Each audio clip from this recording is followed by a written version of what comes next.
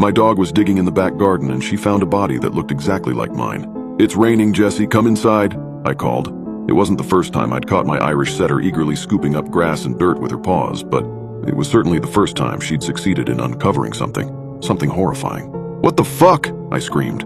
I locked eyes with Jessie's discovery in the ditch, a woman's corpse. My heart cascaded towards the earth, pulling my limp body in tow. And as darkness enveloped my vision, I prayed that it had all been a direful dream. When I regained consciousness, I found myself lying in the wet grass, eyeing both the setting sun and Jessie's slobbery tongue above me. "I'm awake," I groaned, sitting up and stroking her. "I just took a quick nap? Why am I—" Then it all came back to me, and even in that darkening garden, which backs onto a large forest, I could see what lay in the hole. Me. I felt my chest twist and tighten as I expended all of my energy in an effort to retain consciousness. There was absolutely no denying it. The lifeless body in Jessie's ditch was an identical copy of my own. From the brunette hair to every freckle on her newly rotting face, everything but the horizontal scar on her forehead. I ran inside whilst Jessie continued to flit between me and the dead woman who looked like me. My dog whimpered in confusion and I joined her. But with trembling hands, I managed to pick up my phone from the kitchen counter to ring my husband. "Hi, honey," he said. "It's a bit late to be ringing me, isn't it?" "Jack, you need to come home." I shuddered. "What's wrong, Sophia?" he asked. "I'll be home tomorrow. Please ask your boss to let you come home early," I whispered, refusing to peel my eyes from the patio doors overlooking Jessie's ditch. "What's going on?" Jack asked a little more urgently. Jessie found something in the garden that I can't explain it over the phone," I cried. I was met with silence, a pause that filled me with inexplicable dread. It must have lasted no more than 2 seconds, but it was enough to raise every hair on my flesh. And then, "You sound really worked up, darling," Jack said. "I'll ask Stuart to let me drive back early." That slowed the immediate alarm bells, but it did not still them. I let Jessie inside and the two of us curled up on the sofa, lights on and patio curtains drawn, though that did nothing to resolve the existential anxiety, as I knew what lay beyond them. 2 hours later, Jack returned from his business trip and Jessie bounded into the hallway to greet him. "Where's your mummy?" he cooed. "Is she okay?" When my husband entered the lounge, he beamed brightly at me, a soothing smile that would usually put me at ease. "What did our crazy dog find?" he asked. "I think I need to show you, not tell you," I said. I drew the curtains and opened the patio doors onto our pitch-black garden. It must have been around 10 p.m.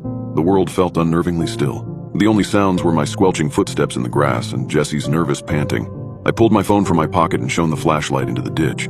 But what I saw filled me with as much terror as the initial discovery. "What am I supposed to see?" Jack asked, sighing. The ditch was empty. "No, it was right here," I whispered breathlessly. "I passed out when I saw it." Jack nodded. "Well, that probably explains it. You got confused and fainted. You're prone to doing that."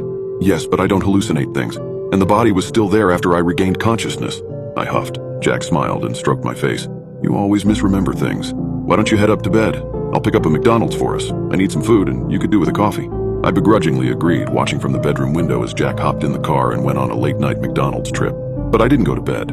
Not after the house's external lights revealed something terrifyingly damning on the bumper of his BMW. Dirt. My heart was pounding as I pieced together what I could. The Jack had clearly slipped into the garden and moved the body to his car before coming inside. Why? Well, I had an inkling as to how I could find the answers about the man I thought I had known for 7 years. With Jessie closely following me, still rattled about her discovery in the garden, I headed to Jack's office. It wasn't a room that he had ever forbidden me from entering. However, one of his desk drawers had a lock, which had always been a point of contention in our relationship, something that Jack forever dismissed as a security measure against intruders. I didn't know how much time I had before he returned home, so I got to work. I strode through Jack's cluttered workspace, rounding the corner of the desk. Without hesitation, I proceeded to hammer away at the locked drawer with the blunt end of a heavy ornament. Jessie pawed at the drawer inquisitively, barking at the excessive noise. "That's it, girl," I grunted, hammering away. "Let's make it look like an accident. You were all worked up after all." After repeatedly bludgeoning the drawer lock, the handle eventually snapped off the wood, and the drawer slid open. Inside, there was nothing but a small piece of paper with the following printed words. "Desktop. Ruin 940714 at S folder. UIJ and 76/43 passwords." Not what I'd expected to find. And I knew I had limited time before Jack returned, but there was no way I could waste the opportunity. Everything that I'd known about my husband was a lie. I threw caution to the wind, turning on the monitor and sitting in his desk chair. The password worked. As the desktop loaded, I wondered what I would find in his folder. What sordid secret was my husband keeping? I didn't want to imagine why there would be another me in a shallow grave. Cloning, time travel. My head was spinning. I searched Windows File Explorer Force folder, and there was one result. A password-protected folder. And so I shakily entered the key. Inside the folder, I found neither evidence of some master cloning program, nor evidence that my husband had traveled to the future and murdered me. Yes, I'm aware that my hypotheses were ludicrous, but the truth is far less believable. What did I find? Just one Word document with an obscure title. The seed process. I opened it to find diagrams and instructions for some sort of ritual. The seed process. I violently trembled at the crudely drawn diagrams. Depictions of humans being lobotomized, brains in jars, roots sprouting from the pink matter. I skim-read the list of instructions, and the picture of this seemingly supernatural ritual started to form. Remove the brain, plant the seed, water the brain, and watch limbs grow. Let a new, improved human flourish. Mold your loved ones in your desired image. No more resistance. I started to wail uncontrollably, and Jesse nuzzled my leg to soothe me. I could type more of what I read in that document, but recounting it in greater detail would only make me relive that sickening feeling. A horror that cannot be put into words. Jack has been removing my brain, burying my corpse, and regrowing me from the brain outwards using a seed. Whatever the fuck that means. I don't know how many times he's done it.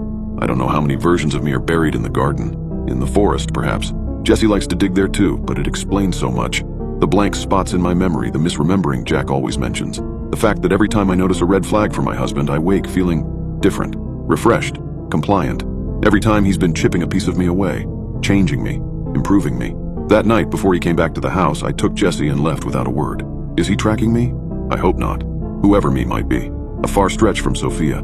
That much is certain, and it fills me with a deep sorrow. It also explains the unsalvageable chasm within me. Some repressed, unreachable past version of myself lies at the bottom of that well, I imagine. After all, Jack killed the real Sophia long ago. Who knows how deeply into the forest she's buried.